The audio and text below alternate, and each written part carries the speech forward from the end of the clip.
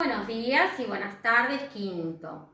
Bueno, hoy vamos a empezar con la parte de geometría, ¿sí? Vamos a empezar con las rectas, que son temas que ustedes seguramente vieron el año pasado, pero vamos a hacer un repaso, ¿sí? Las rectas en el plano se dividen en dos grandes grupos, las rectas paralelas y las secantes. Antes que eso tenemos que saber que una recta es un conjunto de puntos, ¿sí? Que no tienen ni principio ni final, ¿sí? Acá tengo la recta A y la recta B. Las rectas paralelas no se cortan en ningún punto. Vieron que ustedes, si las trasladan, se trasladan infinitamente, ¿sí? Porque no tienen ni principio ni final, pero no se cortan en ningún punto. Van juntas, ¿sí? Para la dirección que nosotros le demos, pero no se cortan. Con respecto a las secantes, que es el otro gran grupo, sí se cortan en un punto. Están las secantes perpendiculares y las secantes oblicuas.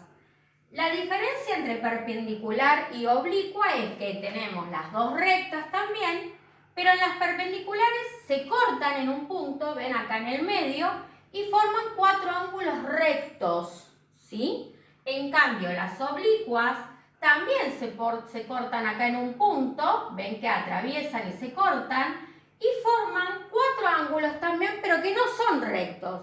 En este caso son dos ángulos obtusos y dos agudos, ¿sí? Bien, entonces hasta acá rectas paralelas, rectas secantes y dentro de las rectas secantes las perpendiculares que son secantes y las oblicuas que también lo son. Bueno, volvemos quinto, esta vez con ángulos, ¿sí?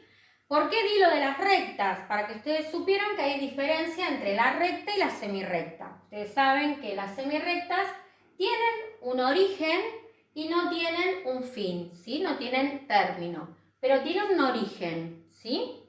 Vamos a ver qué son los ángulos. Si yo les dijera, hoy a las 9 me levanté y desayuné. El ángulo que está formando la hora, en este caso las 9, sin dejarla, o sea, olvídense de la aguja del segundero. Miren solamente las agujas de la hora, ¿sí? Forman un ángulo de 90 grados. Es un ángulo recto, ¿sí? Si ustedes, por ejemplo, ven los bordes de las puertas, las ventanas, casi todas esas forman ángulos rectos, ¿sí? El ángulo, por ejemplo, del libro, ¿sí? El ángulo del libro, si yo tengo este ángulo así, tengo un ángulo recto, ¿sí? Bien. Las 9 entonces serían un ángulo recto. ¿Qué pasaría si yo amplío, ¿sí? Este ángulo? Amplío la medida que forman estas dos semirrectas, lo que está entre estas dos semirrectas.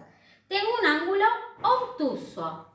Y si yo, en cambio, achico el horario, o sea, a las 9 menos 5, tengo un ángulo agudo. ¿Por qué? Achiqué, ¿sí?, la amplitud de las dos semirrectas. Por lo tanto, lo que yo tengo acá, ¿sí?, es lo mismo que yo les escribí acá abajo. Las 9 sería el ángulo recto. Entonces, a las 9, la señora se levantó a desayunar, ¿sí?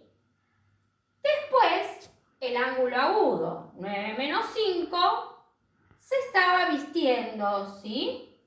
O estaba preparando el desayuno. Pasadas las 9, ya había tomado parte del desayuno, ángulo obtuso.